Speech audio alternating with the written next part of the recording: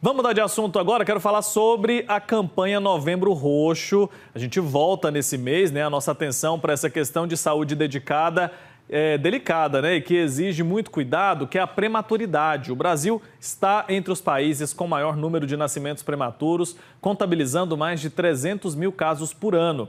Essa condição pode trazer desafios significativos para os bebês e suas famílias, além de impactos no sistema de saúde.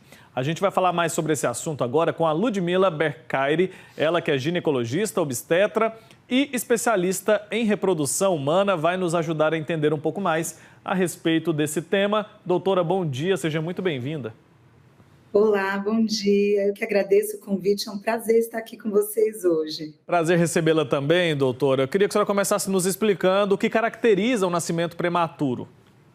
Sim, a prematuridade, um nascimento prematuro, se caracteriza pelo nascimento que acontece antes das 40 semanas, na verdade, antes das 37 semanas, né? A gravidez, ela pode chegar até 40 ou 41, que seria o limite, mas o início do nono mês é na 37ª semana. Então, aqueles bebês que nascem antes de 37 são considerados prematuros.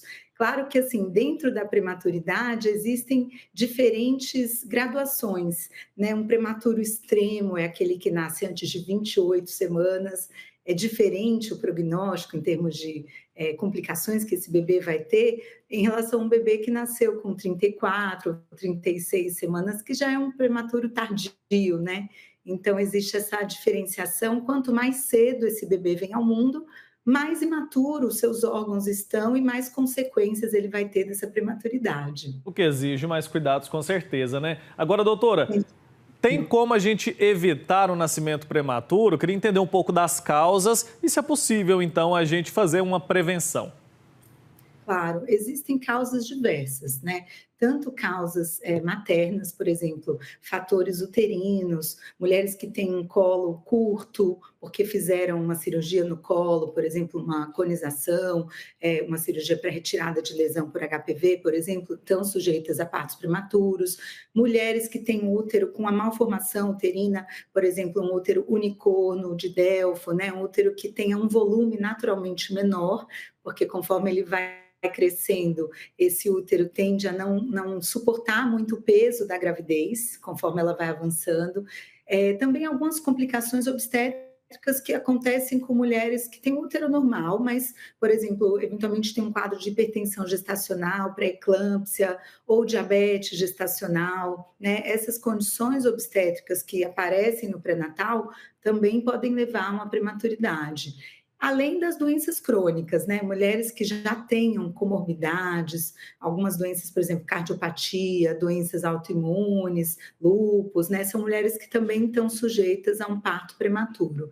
E uma coisa que pouca gente lembra são as mulheres que estão ali nos extremos de idade reprodutiva.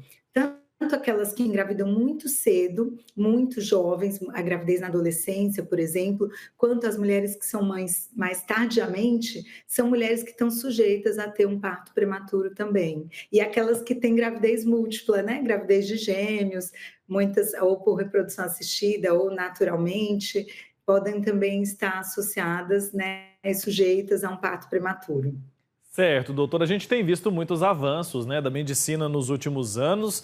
Isso é muito bom, né? Isso melhora o quadro dos bebês prematuros, dá mais possibilidades de recuperação, menos sequelas. Ou seja, ter um nascimento prematuro, ter um bebê prematuro hoje em dia não é motivo para pânico, né? Mas é motivo para cuidado.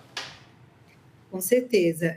Como você perguntou ali também sobre prevenções, a prevenção ela vai passar por evitar ou minimizar todas essas condições que eu falei que podem ser fatores de risco para a prematuridade. Então, isso passa por fazer um bom pré-natal.